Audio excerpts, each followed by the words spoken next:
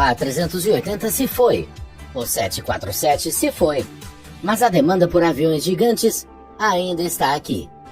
A Emirates vai voar com a A380 até os anos 2040.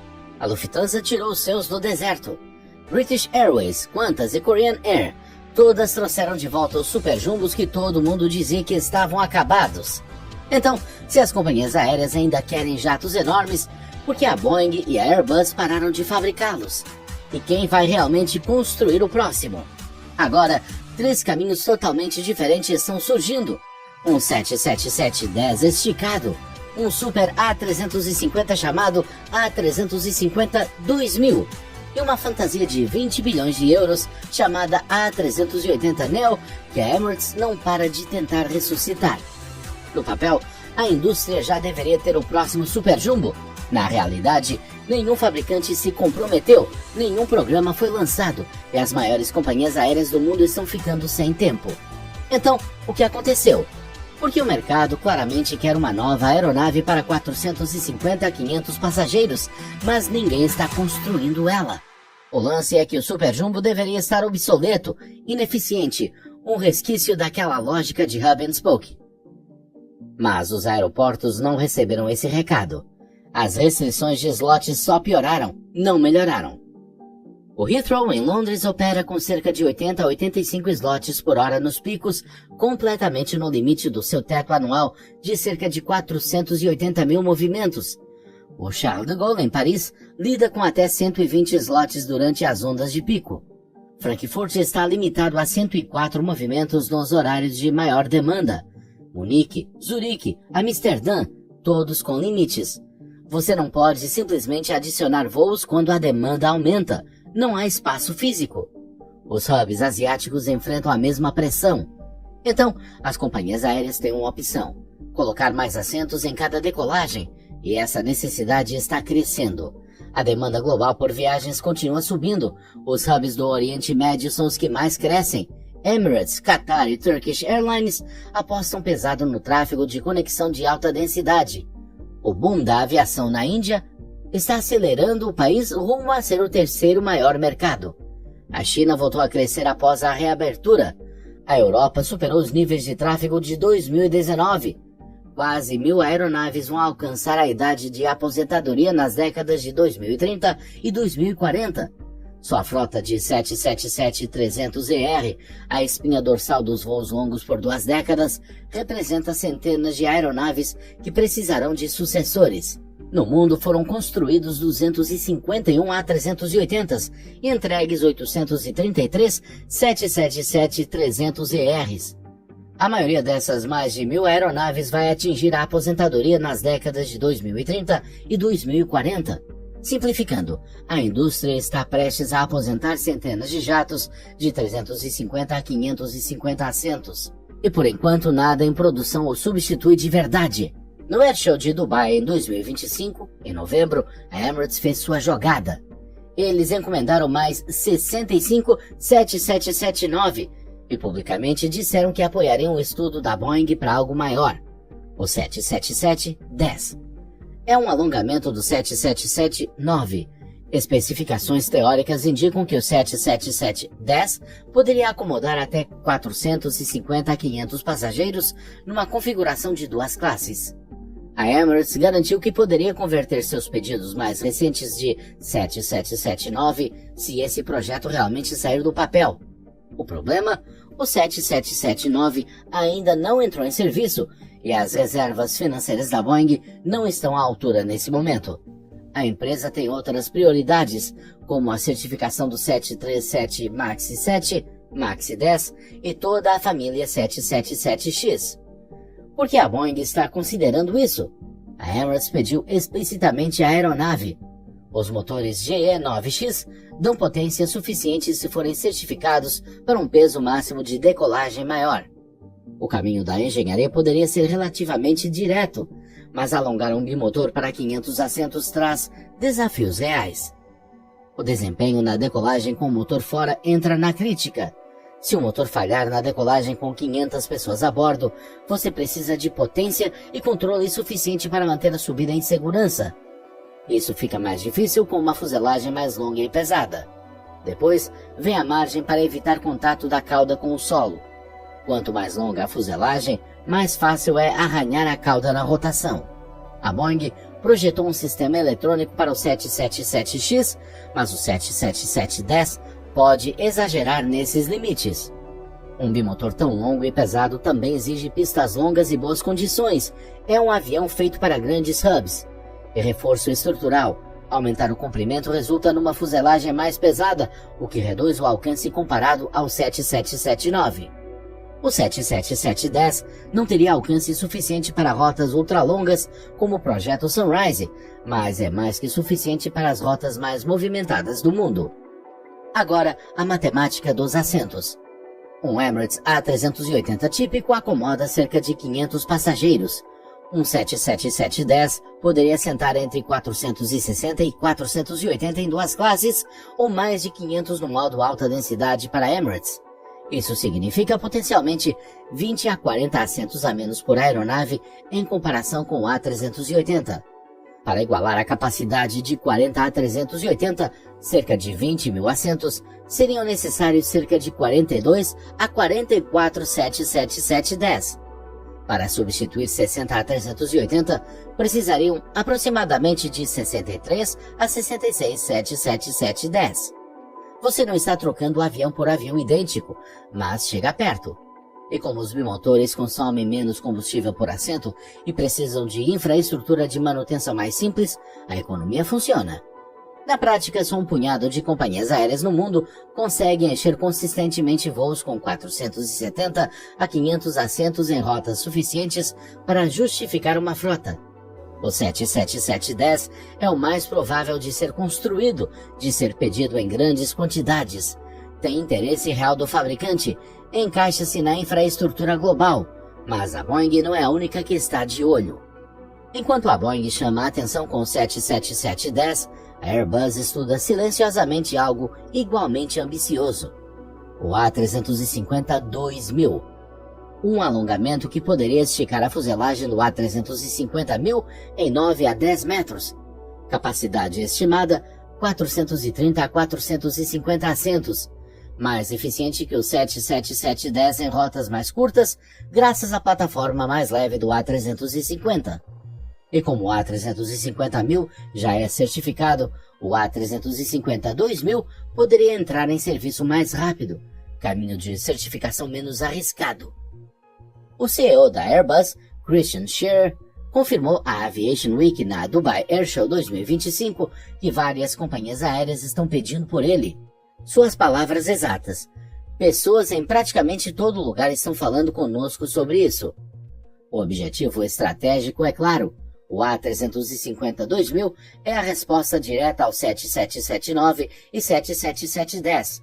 Ele substitui o 777-300ER para as companhias aéreas cansadas de esperar pela certificação do 777X. O mais importante, garante a dominância da Airbus no mercado de jatos bimotor de alta capacidade.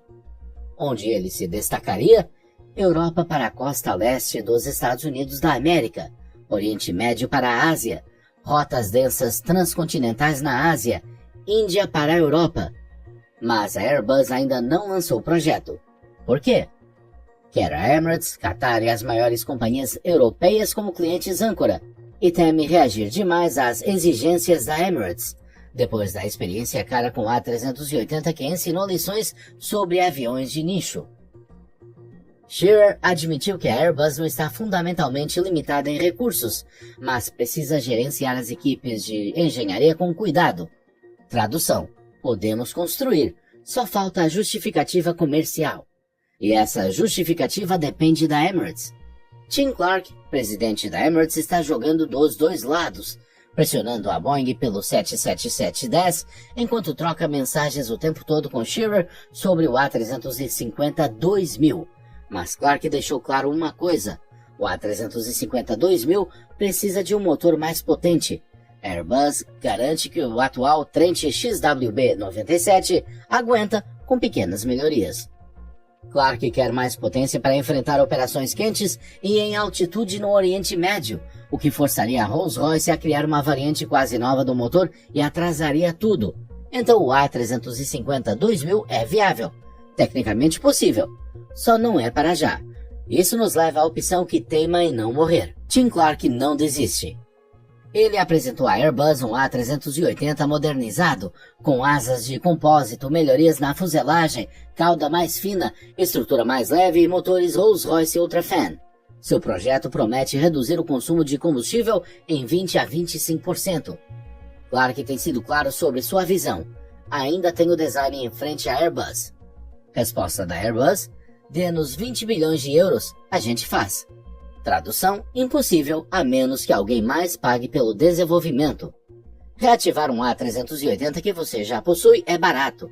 Gastar entre 20 e 30 bilhões para desenvolver e certificar uma nova versão de 4 motores para praticamente um cliente é outra história.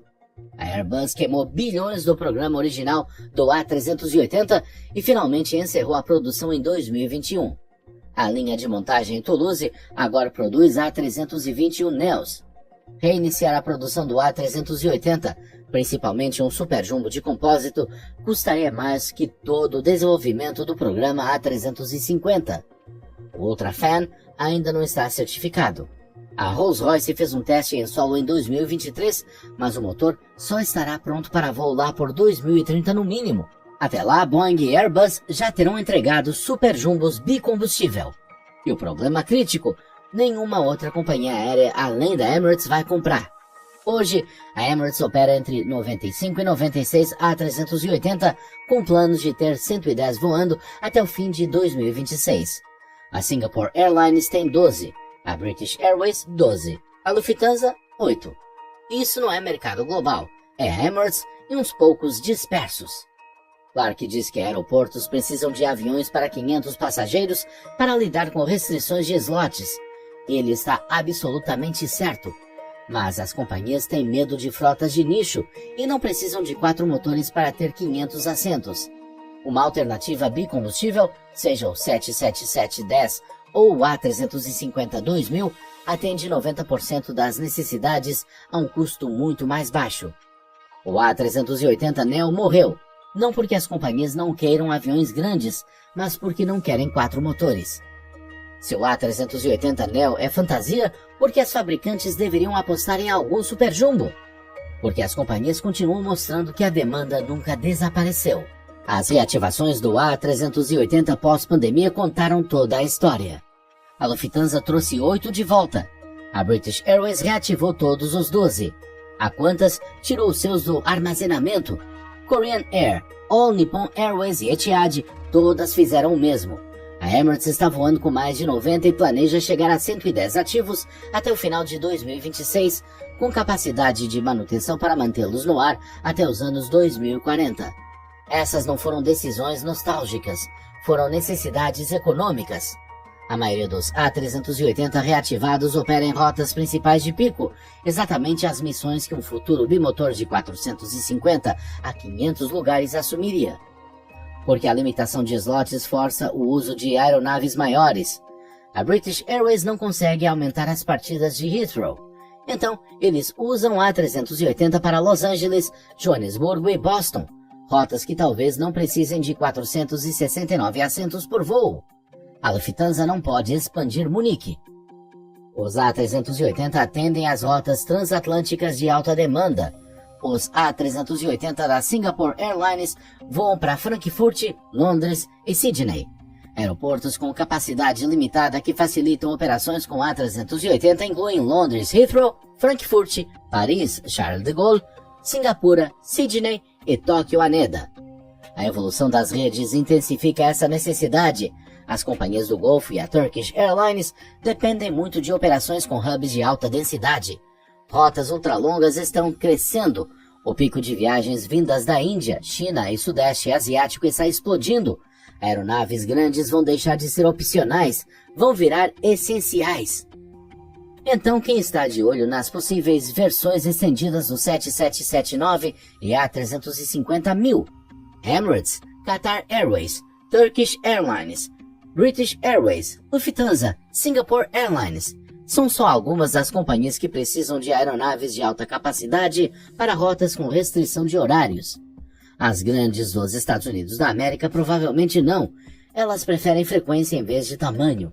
As mega operadoras chinesas podem mudar todo o mercado se alguma vez apostarem em modelos de hub de alta capacidade. Com o crescimento da China e da Índia considerado, o mercado total em 20 anos deve girar em torno de 250 a 350 aeronaves. A questão é, qual fabricante vai dar o primeiro passo? O consenso está ganhando forma na indústria. Avião bimotor, 450 a 500 assentos, uma única cabine com design de fuselagem ultralonga, motores GE9X ou Rolls-Royce, construção com uso intenso de compósitos, feito para substituir diretamente as frotas 777-300ER e, em parte, a capacidade do A380. Também tem uma grande incógnita. Os fabricantes podem simplesmente decidir que o risco não vale a pena. Mas lembra da matemática dos assentos? Um 777-10 não substitui perfeitamente um A380. Chega perto. De 460 a 480 assentos contra 500. Vai precisar de mais aviões para levar o mesmo número de passageiros. Isso pode até ser bom, porque o verdadeiro sucessor do A380 nunca ia ser outro bimotor de 2 andares. Sempre foi para ser um bimotor que entregasse 80% ou 90% da capacidade a 70% do custo operacional. Se um desses aviões vai sair do papel, isso vai definir como serão os voos de longa distância pelo resto do século. Mais frequência com jatos menores ou uma nova geração de verdadeiros super jumbo.